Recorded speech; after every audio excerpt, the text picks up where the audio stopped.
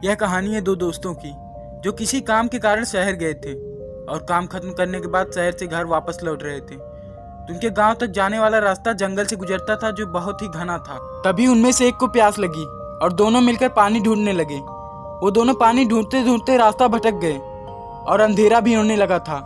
तब उन दोनों की नज़र एक गुफा पे पड़ी जो चारों तरफ पेड़ों से घिरी हुई थी। तो उन्होंने सोचा कि यह जगह रात बिताने के लिए अच्छी होगी। दोनों ने मिलकर कुछ लकड़ियां इकट्ठा की और उसे गुफा के अंदर ले गए और आग जलाकर बैठ गए। रात का समय था, गुफा में आग जल रही थी और बाहर बहुत अंधेरा था और कुछ जानवरों को चिल्लाने की आवाजें आ रही थी। तो उनमें से एक दोस्त अंदर ही अंदर डरने लगा क्योंकि उसने भूतों की बहुत सारी कहानियां सुनी थी।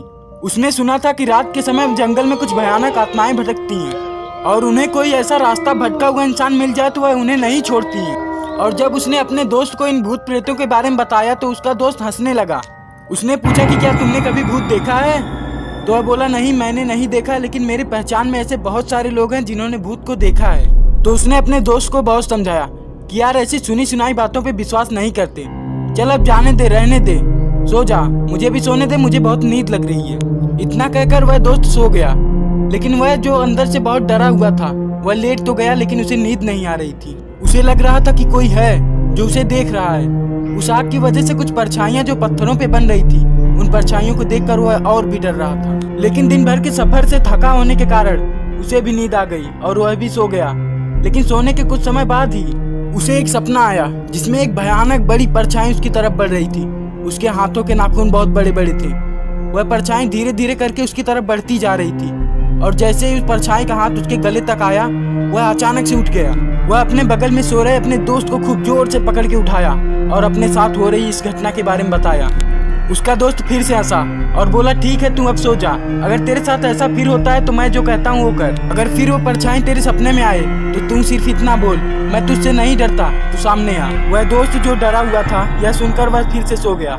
थोड़ी देर बाद वह परछाई फिर उसके सपनों में आई और धीरे धीरे उसकी तरफ बढ़ रही थी। लेकिन उसे अपने दोस्त की कही हुई बात याद आई और वह बोला, मैं तुझसे नहीं डरता, तू सामने आ, मैं तुझसे नहीं डरता, तू सामने आ।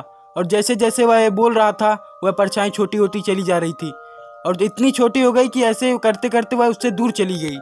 और ठीक ऐसा ही हमारी लाइफ में भी होता है। हम जिससे जितना डरते हैं वह उतना बड़ा होता चला जाता है और हम उसके आगे दब जाते हैं। और अगर हम अपने डर का वहीं डट कर सामना करें तो वह वहीं खत्म हो जाएगा और फिर दुनिया में ऐसा कोई डर नहीं बचेगा जो हमें डरा सके। इसीलिए दोस्तों हमें अपने डर से डरना नहीं बल्कि उसका सामना करना चाहिए। तो इसी के साथ इस कहानी का अंत करते हैं और मिलते हैं एक नई वीडियो में। अगर वीडियो पसंद आई तो लाइक करें, कमेंट करें और अगर चैनल पे नए हैं तो सब्सक्राइब करना ना भूलें।